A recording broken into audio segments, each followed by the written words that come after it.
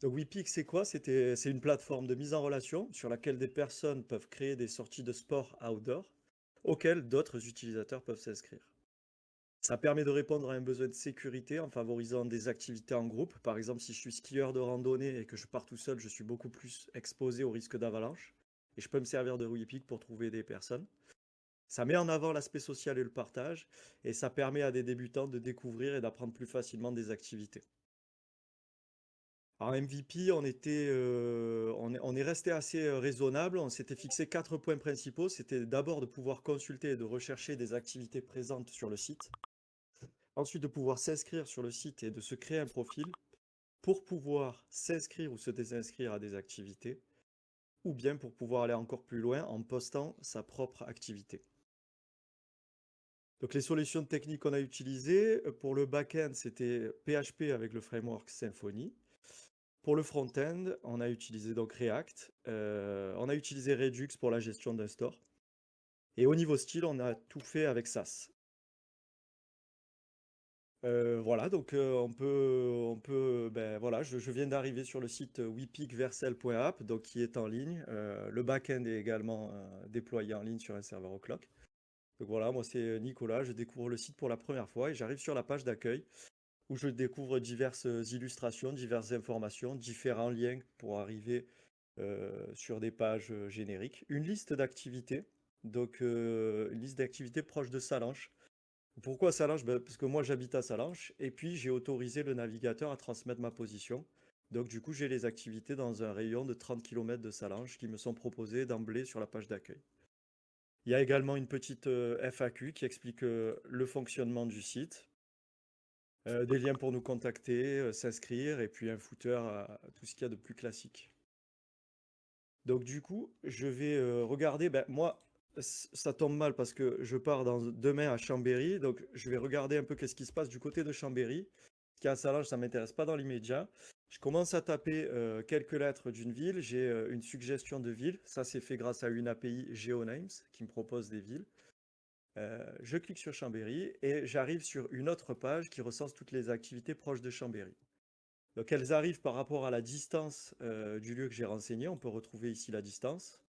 On peut retrouver la commune où se passe l'activité, le sport en question, la difficulté, et puis le jour où ça va se dérouler. Je peux également filtrer ces différentes activités avec les distances, le sport, la taille de groupe, ou bien la date. Je vais regarder qu'est-ce qui se passe en randonnée du côté de Chambéry, voilà. Donc à noter qu'on n'a toujours pas géré la partie administration, donc quand on aura ce genre de photos, il faudra que quelqu'un puisse supprimer ou modérer tout ça.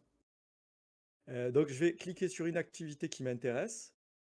Je retrouve plus de détails sur l'activité. Ici j'ai la carte avec le lieu exact du point de rendez-vous, l'heure et le lieu en adresse. Une photo que le propriétaire de l'activité a postée, les différents participants qui sont déjà inscrits et ceux qui sont en attente. Donc là, pour le moment, c'est géré avec des fixtures, donc il y a beaucoup d'images qui se répètent, mais il y a vraiment des données en dur. Enfin, il y a vraiment des données dans la base de données, je veux dire, et c'est dynamisé. Euh, voilà, par contre, ce qui explique qu'il y a des photos qui se répètent.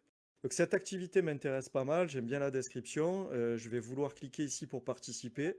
Et je peux pas participer parce qu'en fait, j'ai pas créé de compte et je peux encore moins me loguer. Enfin, d'abord, je dois me loguer et je peux pas me loguer parce que j'ai pas créé de compte. Donc d'abord, je vais aller me créer un compte. Donc je me crée un compte, je remplis avec un petit outil plus rapidement le formulaire pour gagner un peu de temps. Je tape quand même la bonne adresse mail parce que la validation de la création du compte va se faire via mail. Je tape un mot de passe qui respecte pas les critères volontairement.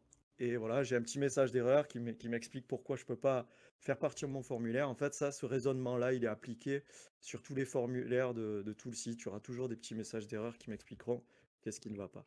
Je mets un bon mot de passe ce coup-ci. Je valide mon inscription. J'ai bien un message qui confirme que mon inscription a été validée avec succès. Je vais voir mes mails.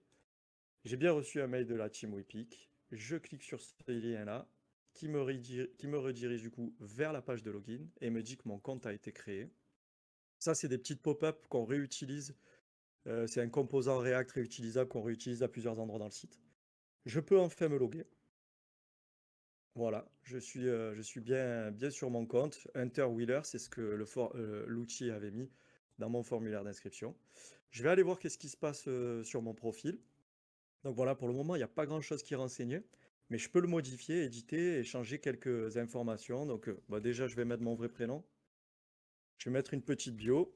Euh, voilà, coucou, très original. J'aurai aussi la possibilité de modifier mon mot de passe en remplissant ces champs-là. Je vais mettre une petite photo aussi, c'est plus sympa avec la photo. Et je fais. Alors, bon, j'aurai aussi la possibilité de supprimer le compte, mais je ne vais pas le faire ici. Et je vais pouvoir envoyer ces modifications-là. Et donc, je suis content. J'ai bien Nicolas qui s'est rajouté. La photo de profil. Pour le moment, j'ai aucune inscription. Donc, c'est chose qu'on va modifier. Je vais aller regarder une activité. Bon, ben maintenant, on va la prendre du côté de Salange. Je vais prendre la première, une activité de ski de randonnée. Je participe. Et voilà, je viens d'être ajouté à la liste des participants. Je peux aussi me désinscrire instantanément. Ça s'ajoute ou ça s'enlève en base de données. Et je vais regarder ce qui s'est passé du côté de mon profil. Ben voilà, j'ai bien une inscription ici sur ma première activité. Maintenant, j'ai envie d'aller plus loin et j'ai envie de créer une activité. Donc, je vais cliquer ici.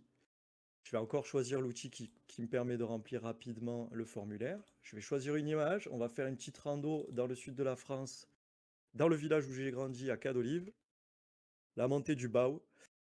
J'ai encore l'outil qui me permet de sélectionner une ville plus rapidement. Le lieu du départ de la rando, j'ai pas envie qu'il soit au centre-ville, sur la place du village de Cadolive, mais on va partir plutôt du stade. Donc je vais déplacer ma punaise ici, ce qui va enregistrer dans l'activité une adresse beaucoup plus précise qui correspond exactement à l'adresse du stade. Voilà, petite description. Ça sera de la randonnée et pas de l'escalade. Je choisis un niveau de difficulté qui correspond bien à de la randonnée. Si jamais je prends l'escalade, j'aurai des niveaux de difficulté qui correspondent à ceux de l'escalade. Voilà, petite rando assez simple. On va être moins de 5 personnes. Et c'est parti, je crée mon activité. Voilà, j'arrive tout de suite, je suis redirigé vers la page de l'activité. Je peux vérifier que sur mon profil, ben, j'ai bien l'activité qui s'est rajoutée. Je peux également regarder si du côté de Cadolive, ben voilà, qu'est-ce qui se passe? Ben, pour le moment, il n'y a qu'une activité, on n'a pas mis de fixture du côté de Cadolive. Et voilà. Et, euh, et- et j'ai oublié, du coup, en début de présentation, de vous montrer qu'on a pas mal aussi bossé le côté responsive du site. Donc, enfin, on retrouvera ben, une adaptation à tous les écrans sur toutes les pages du site.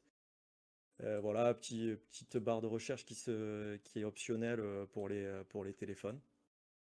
Et puis aussi tous les liens génériques qui sont en bas. Donc, on a une partie pour nous contacter qui fait partir un formulaire à l'adresse wipicfrance@gmail.com pour toute suggestion, proposition d'amélioration, des revendications.